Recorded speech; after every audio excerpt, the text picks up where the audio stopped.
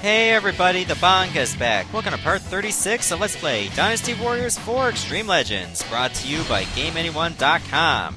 In the last episode, I played as a tyrannical ruler, Dong Zhuo, and in this episode, I'll play a benevolent one, Liu Bei.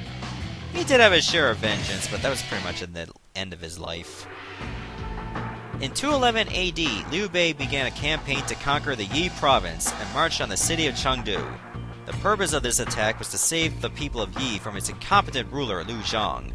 But no matter how good a reason he had, Liu Bei knew that the people of Yi would view this campaign as a hostile invasion. Furthermore, the resistance Liu Bei encountered from the enemy was feeble, and the supposedly virtuous ruler found himself questioning his own judgment. As Liu Bei's army continued its march through the forest of Mianzhu, they encountered Liu Zhang's forces once again, and among their ranks, peasant troops could be seen. Will Liu Bei be able to protect his virtue under these very painful circumstances? And there are no restrictions, but to get the level 11 weapon, you had extreme restrictions. For instance, you could not kill more than 14 peasants. Or is it 6? Either way, you had to kill very few peasants. The level 11 weapon is King of Shu, which is a 19 Tortoise Amulet, level 14 Speed Scroll, level 9 Horned Helm, and level 27 Star Sash. Alright, so that's actually pretty damn good.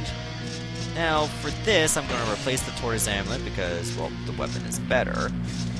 Do not use the Wind Scroll. Remember, you're supposed to ensure that you're not killing peasants. In other words, making your weapon longer will increase the chances of you doing so. Don't use this item if you want the weapon. I also believe you could fail the mission if you kill too many peasants, so you might want to be careful with that. Your Muso may not be the best idea either. This does have an herbal remedy, right? Let me double check. Oh, it doesn't. Good. Alright, so obviously I can take some bodyguards. If my bodyguards kill peasants, it's not a knock against me. It's only if I do it myself. In fact, if you do have like a second player, they can kill the peasants for you and it'd be no big deal. However, I play with myself. I mean, play by myself, but let's just continue. You know exactly what I mean. Is there a second player you see? The people of Shu will not follow an opportunist like you. Is justice really with us in this battle? Of course it is. Alright, so basically to win, defeat all the officers. It's that simple. I think there's like 6 of them. Okay, this part I gotta be very cautious. You know, bodyguards, you can go after these peasants and it's no skin off my scrotum.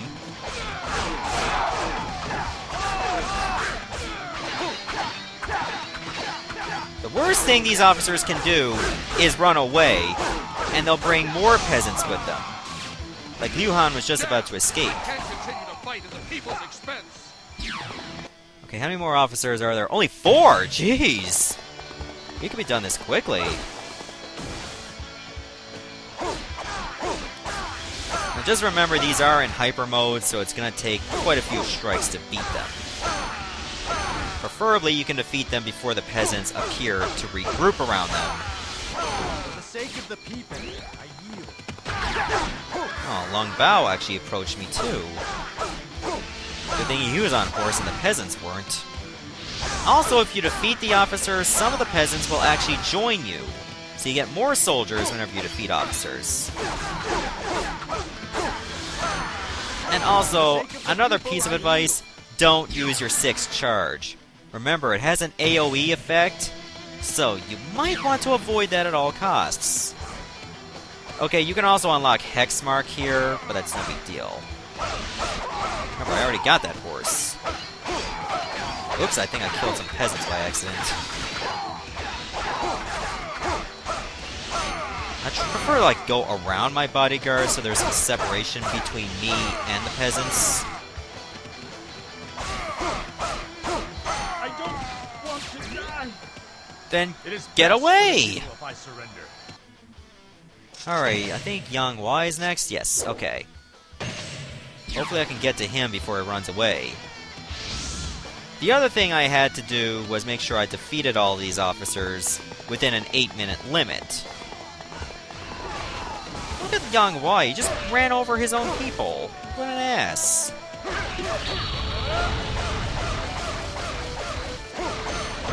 Get away, peasants. You don't want to be caught in this. So I recommend the 5th charge because at least it's concentrated in one direction. It is best for the people if I surrender. You sound so convincing like that. I'll surrender. Yeah.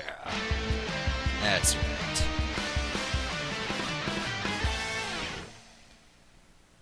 Alright, so that's the end of that mission. You can end that super quickly. I mean, look at that. 2 minutes and 39 seconds.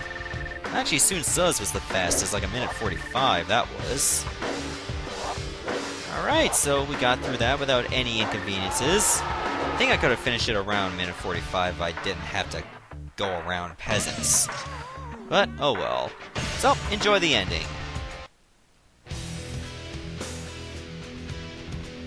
Ruler of Shu, born in the Zhuo region, Liu Bei, a descendant of the Han imperial line, sought to restore the Han dynasty to its former glory, and struck out into the world with his sworn brothers, Guan Yu and Zhang Fei. Having no status or support base, Liu Bei would wander the land until meeting the strategist Zhuge Liang and allying with Wu to defeat Cao Cao Shi, whereupon he would gain a home base in Jing. Liu Bei would then begin a campaign to take the Yi province. Yi's ruler, Liu Zhang, was an ineffective leader, but the people of Yi put up a surprisingly strong resistance.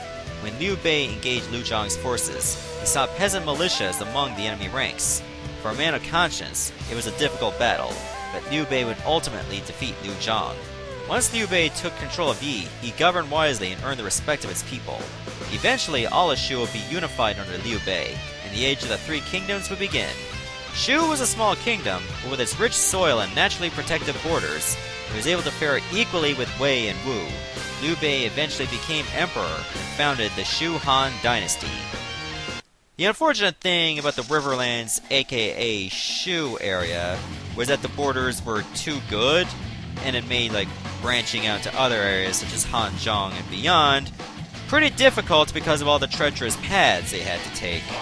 That's why Shu did not do so well after they lost Jing. So, I'm going to stop the video right here, and in the next part I'll be playing as Liu Bei's wife, Sun Shangxiang. See ya, everybody.